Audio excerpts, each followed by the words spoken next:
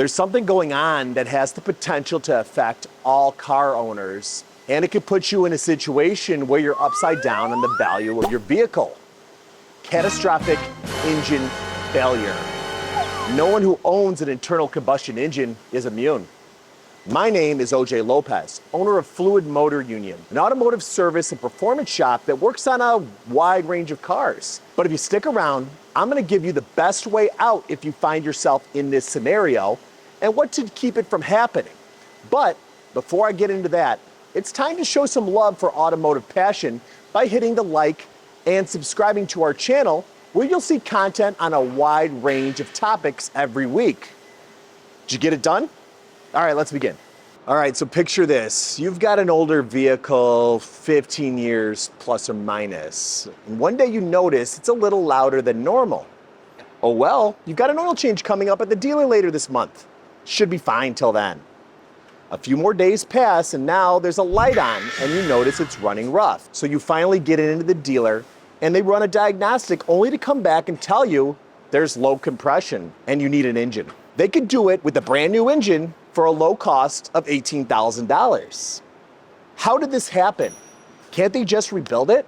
Your car is only worth $9,000. How could it cost this much? This scenario is way more common than you think. How do I know? We're an independent service shop that has dealership level training and tools. Being we have less overhead than a dealer, we usually end up costing at least 40% less for the same repair. Meaning people usually end up coming to us to save some money when it happens. And it happens a lot. In fact, I was inspired to make this video because we have 4 cars in this exact situation at the shop right now. Even if you're flawless on your maintenance, it could still happen to you. So now you're faced with a dilemma. Do you spend a fortune on repairs or do you consider an alternate approach? Now I keep seeing these videos on YouTube for reliable engines. And when I see one I know is failed here, it kind of pisses me off. So these automotive YouTube gurus who have very limited professional experience or single make dealership experience make videos about this engine being one to dominate it all or this engine being bulletproof. And honestly, how do they know? When you see these things in a dealership situation where you're only dealing with one make and model, especially when you work at a dealership where oftentimes people will be priced out of going to a dealership, you might not be actually making those repairs. So they look for alternatives, and being that our shop does just this sort of thing at a lower cost, we get to see a lot of these vehicles. And what I'm noticing is more commonplace is catastrophic engine failure or a repair that is so involved, it would make sense to just replace the engine. Now, a big problem that we're seeing, and it could be for a various multitude of reasons, but these engines failing can be from things like wear on cylinder bores, camshaft journals wearing out, various elements of the valve train, either a push rod, a lifter, something like that coming apart, sending metal into the engine, and that getting picked up and causing further damage to the engine. Now, on BMWs, what we're seeing and what I had in the shop that was a really horrible example of just this was an N55 in a BMW X6. Now, this engine originally came in running, but with various Vanos fault codes stored in the ECU. And these various Vanos fault codes were also accompanied by heavy metal debris in the oil. So right away, we knew that something was coming apart, causing the engine to not produce enough oil pressure in order for those Vanos components to be hitting their target. Now, this puts us in a dilemma. Do we take apart the upper end of the engine and let's just say, hey, we notice that the camshaft's worn down? Well, what about the cylinder heads, the bearings in the journal, the caps that hold the camshaft down? Are those within spec? Have those worn down as well? So maybe we replace the camshaft. maybe we replace the cylinder head. How do I know those bearings didn't go further, the metal shavings, into the lower end of the engine? Now, modern engines are so dependent on oil pressure to power the various components that these engines have to have in order to meet performance and emission standards that it's a delicate balance where if you lose any sort of oil pressure from this damage, the engine's not going to run right. So I replaced the cylinder head, I put a new camshaft in there, and I send this customer on their way. 6 months later, I've got a call saying the light's back on and it's running rough again. But now they hear a really bad knocking noise. So I just did that repair, warrantied my work. It was an expensive repair, only to find out that the main bearings and the rod bearings now have extreme wear on them. So we just paid all that money only to have to do a job lower in the engine. This is a dilemma. What's the best option when we're in this sort of scenario? And it's not that easy. Now, when I talked about the engine replacement in the first situation that the dealership was quoting, the dealership doesn't like to just repair a vehicle. They want to put something in there that they're going to be sure either has manufacturer, the corporate warranty backing, or they know it's going to fix it without any issues coming up. So, and really at no fault of their own, a lot of times it's just smarter and more sure to quote the engine out, because if they go in and fix it and run into the scenario that I'm talking about, then what? Is the dealer just going to say then, oh, you have to pay more to do it? Yeah, they probably will. And that's going to lead to an upset customer. And honestly, somewhere, some way, they're probably going to have to give back some labor and it's going to be a mess for their bottom line. So they're less likely to want to get into those situations. Now, less often than ever are we seeing people offering rebuilds on newer engines, and by newer, I still mean old, that 15-year window, 20-year window, anything from 2000 up to current. These engines have gotten so complex with the various components that they have to run that you're not sure if you're fixing something, if another component that might be problematic could fail down the road. So in these sorts of situations, what do you do?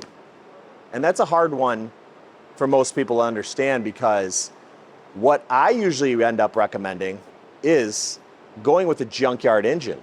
So why a junkyard engine? Honestly, in what I've been doing and what I've seen, usually it offers the best case out for a customer when considering what you're paying for, what you're gonna get, and peace of mind. Now, the big if on junkyard engines is mileage.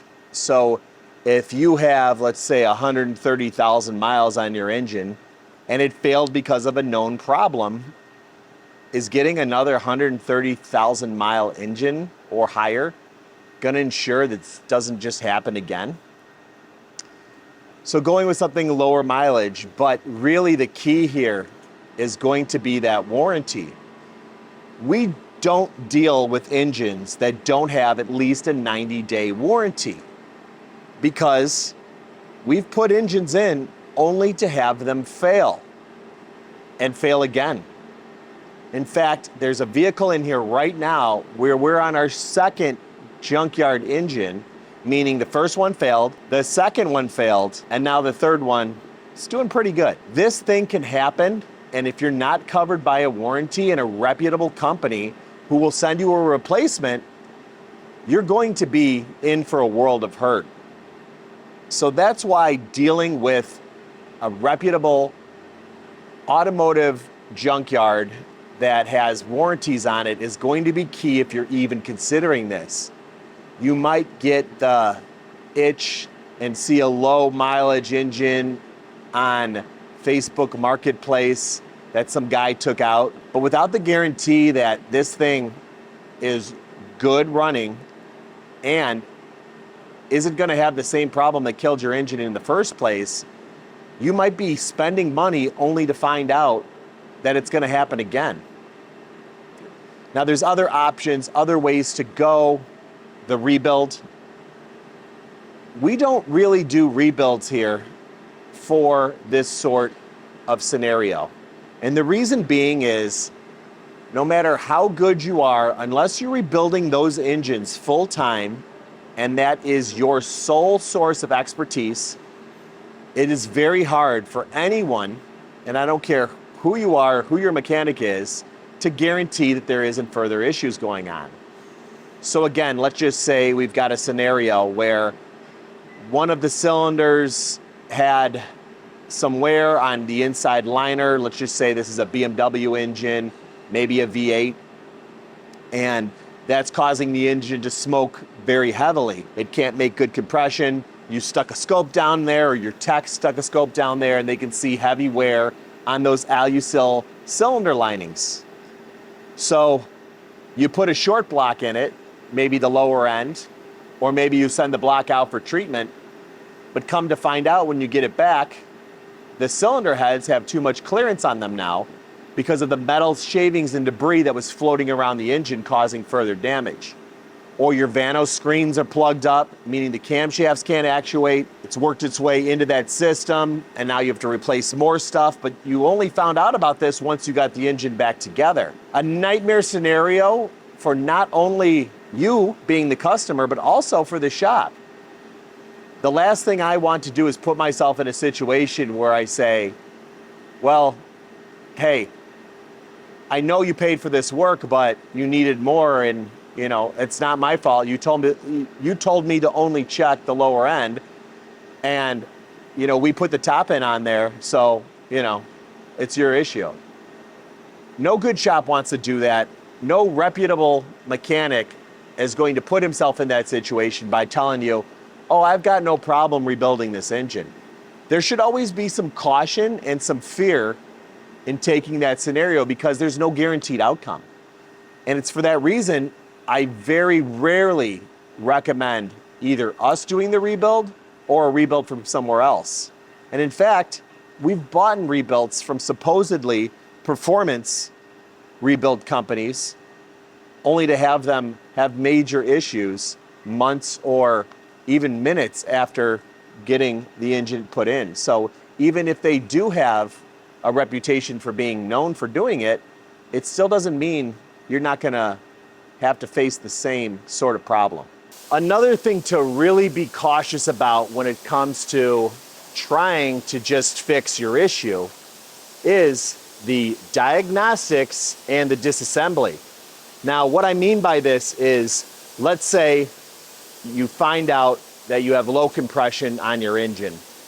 They stick a scope down there and they really can't see why. So you start quoting out the labor time to discover what actually went wrong. Meaning valve covers have to come off for inspection. You have to look at the valves, the valve springs, camshafts, and then maybe they don't see it there. You have to go inside the engine taking the cylinder heads off, only to discover there is a micro crack in the sleeve of the cylinder and it's not going to hold compression. You just spent all that money to disassemble your car only to find out that you still needed to go with a remanufactured engine or a new engine. Someone's got to pay for that. And if you decided to approve that work, it's going to be you in most cases, unless you've got a really forgiving shop. But that's not often the case. You should be being armed with the information that what you're dealing with could be potentially an engine. So that way you don't make the mistake of spending $2,000, $3,000 just to find out you need an engine that's still going to cost you that price plus more labor to get it out. You didn't save anything. In fact, you overpaid for something that throwing an engine in there could have just rectified or ended up being the reason why you had to replace it. There's lots of examples of these sorts of things happening on cars. A great one is Subarus.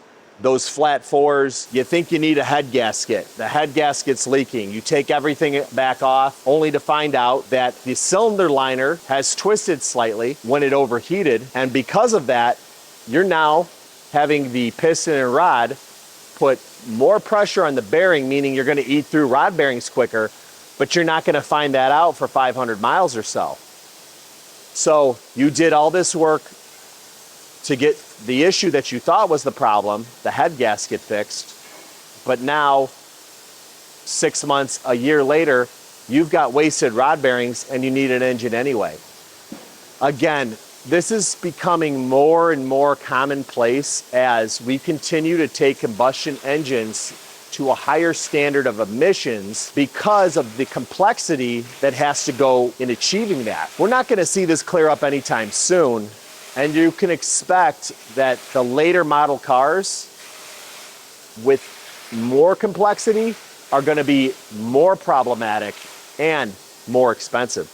The bottom line is it all comes down to how long your warranty is going to last. Even on some vehicles, it might be too big of a risk to go with the junkyard engine, even if you do have a 90-day or a year warranty. A good case in point is a lot of these V6 supercharged Rover engines. I'm seeing a whole lot of problems that aren't a singular issue. Lots of engine failures, and if you go online, the price will reflect that in the used engines. Used engine market tends to be a supply and demand, really like anything. The more an engine is needed is probably going to reflect on the price, meaning that engines that fail all the time are gonna have a higher price. Less commodity, higher price. Engines that don't fail all the time, like let's say Honda or Toyota, might be plentiful and cheap because they don't fail too often. But engines that have major issues and people are constantly putting them in will reflect that price. And when you get up there, is it smarter to just try to find somebody who's killing it out there in the rebuild market? One of those companies that does just that is Rover Parts Depot.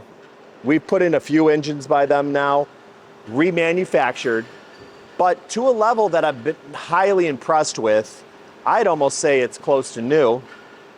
And they've got a stellar warranty up to 2 years on some of the remans, which is peace of mind when we're selling these to customers. In that scenario though, it's gonna cost a bit more to get that peace of mind and to get that remanufacture. The first option I talked about, which was the new engine from the dealership, is also a way you can go. However, those new engines tend to have a dealership markup. Couple that with the labor at the dealership rates, and that can get very expensive very quickly.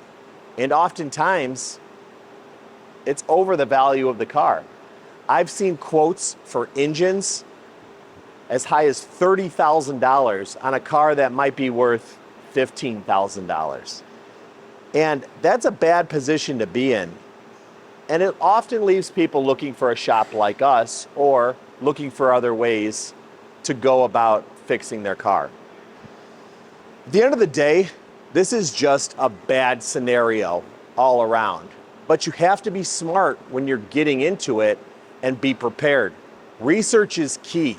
There's so many things about your engine that you could learn just by jumping on Google, typing in engine failure, typing in the code that your car went into, typing what they're quoting out or what they say failed, like timing chain. Why would my car need an engine if the timing chain failed? Well, you could probably do the research and look it up, and I highly suggest you do the research so that way you're armed with the information to make the best choice. It's gonna come down to what's gonna work for your budget, but when I price these things out and we get into things like rebuilds, like used engines, junkyard engines, new engines, oftentimes the junkyard is going to offer the most bang for your buck in that scenario. So what do I want you to take away from this video? Well, I don't want you ending up in a situation like this customer. Now, they had the unfortunate situation of needing an engine, but fortunately enough, they came to us after putting in an engine for the first time for having the rod bearings go out. The second time, the junkyard engine for having the camshaft journals worn out. And then the third time, knock on wood, if you were in that situation without an understanding shop, you might be paying for both of those engines, which would have been an unfortunate issue to have.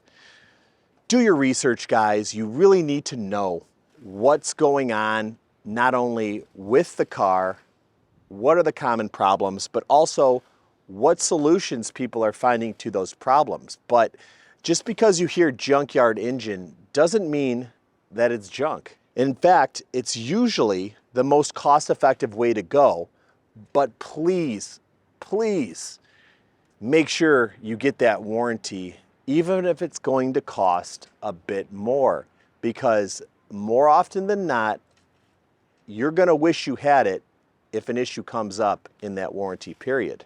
So that's all I've got. Hopefully this information keeps you guys from running into the same sorts of situations that could put you upside down in the value of your vehicle. And if you enjoyed the information we're giving you, if you thought it was helpful, make sure you comment.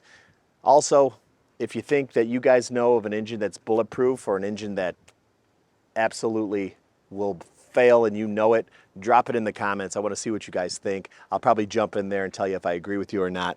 But till next week.